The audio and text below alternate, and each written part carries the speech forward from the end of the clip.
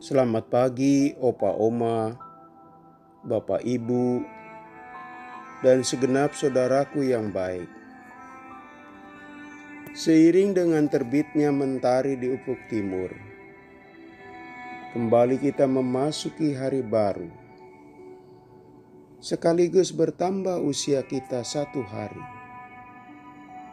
Puji syukur kepada Tuhan, Pencipta kita. Firman Tuhan pagi ini adalah dari Yesaya pasal 1 ayat 16 sampai 17. Basuhlah, bersihkanlah dirimu, jauhkanlah perbuatan-perbuatanmu yang jahat dari depan mataku. Berhentilah berbuat jahat, belajarlah berbuat baik, usahakanlah keadilan, kendalikanlah orang kejam. Belalah hak anak-anak yatim, perjuangkanlah perkara janda-janda.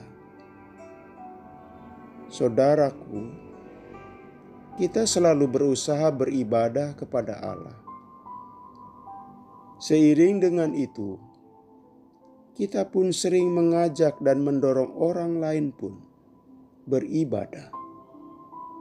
Hal itu dimotivasi kesadaran bahwa ibadah merupakan ungkapan iman kepada Allah. Dalam ibadahlah kita berjumpa dengannya. Kita memuja dan memuji keagungannya. Dalam ibadahlah kita merasakan momen kedekatan dengan Allah. Seperti syair sebuah lagu menyatakan, Tuhan itu sejauh doa. Dengan demikian, dalam ibadah kita yakin Allah berkenan ditemui. Hati kita bergetar merasakan kehadirannya. Firman-Nya menerangi emosi dan pikiran kita sebagai orang beriman. Lagu pujian menyegarkan batin kita. Pendeknya, ibadah kepada Allah, momen terbaik kita merayakan relasi antara kita dan Allah. Saudaraku, saat kita menelusuri firman Tuhan pagi ini, maka latar belakangnya kita akan menemukan hal yang janggal, aneh, bertolak belakang dengan dugaan atau asumsi kita. Apakah gerangan? Allah malah menolak ibadah umat-Nya. Allah tidak berkenan dengan doa dan segala bentuk persembahan ibadah orang Israel. Kita pasti mengalami penasaran. Mengapa Allah bersikap demikian? Bukankah dalam ibadahlah momen terbaik dan terhangat manusia bisa berjumpa dengannya? Saudaraku, Allah tetap terbuka untuk menerima ibadah orang beriman.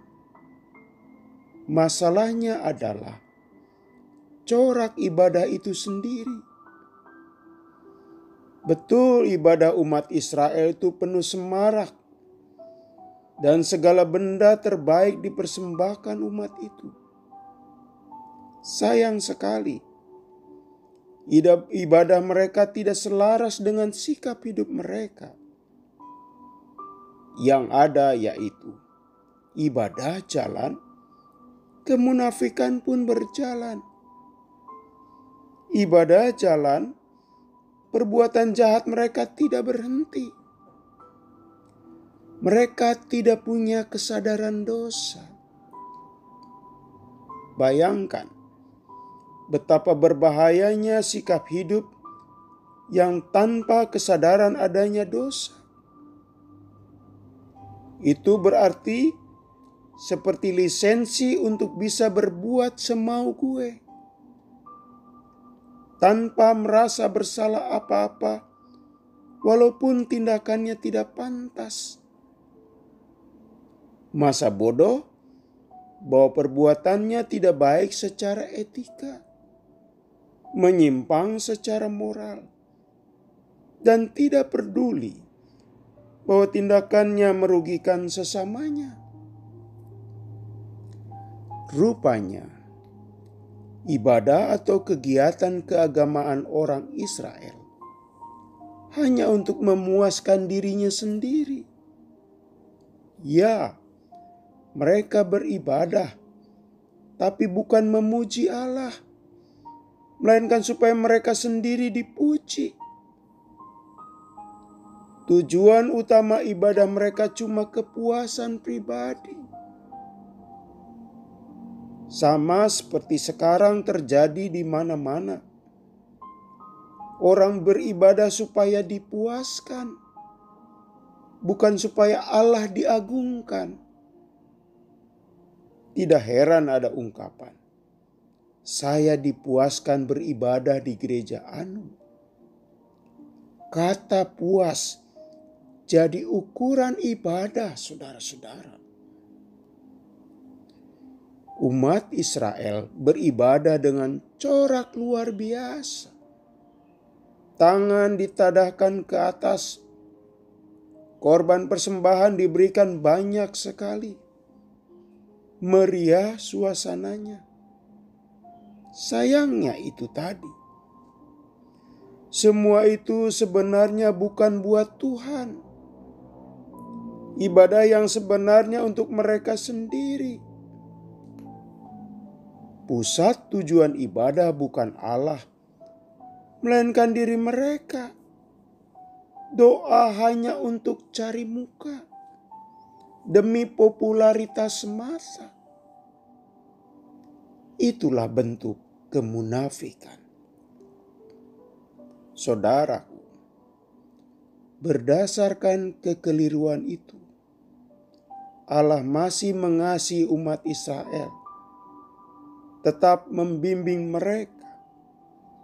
Allah menganjurkan hal yang lebih baik daripada ibadah penuh kepalsuan, yaitu lebih baik mereka memberi perhatian sosial. Allah meminta mereka bertindak adil buat orang-orang yang rentan. Anak-anak dan janda merupakan sosok rentan.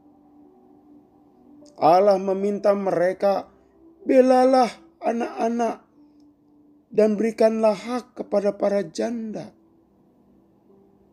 Allah meminta mereka membersihkan dan membasuh dosa-dosa dan tindakan keliru mereka. Dan Allah meminta mereka berhenti berbuat jahat. Saudaraku, esok hari kita memasuki hari Minggu. Kita diajak untuk makin dekat Allah. Kita intens beribadah. Namun, bukan ibadah yang hanya untuk kepuasan diri sendiri. Ibadah demikian merendahkan Allah, meninggikan diri sendiri. Dan bentuk ibadah yang ditawarkan adalah ibadah sosial. Mencintai dan memberi perhatian kasih atas anak-anak yang susah, janda-janda yang miskin, mereka yang bisa jadi ada di depan mata kita setiap hari, yang justru menunggu praktek ibadah sosial Anda dan saya. Mari kita berdoa. Tuhan, ajarlah kami untuk beribadah yang benar. Tidak hanya memusatkan untuk diri kami, tetapi kami beribadah untuk memuliakan dan mengagungkan nama-Mu. Ajarlah kami untuk berintrospeksi dan memperbaiki diri. Di dalam nama Tuhan Yesus, mampukan kami menyentuh orang-orang yang susah dengan cinta kasih yang tulus. Dalam nama Dia kami berdoa. Amin. Selamat pagi, selamat beraktivitas bersama Pendeta Supriyatno. Tuhan memberkati.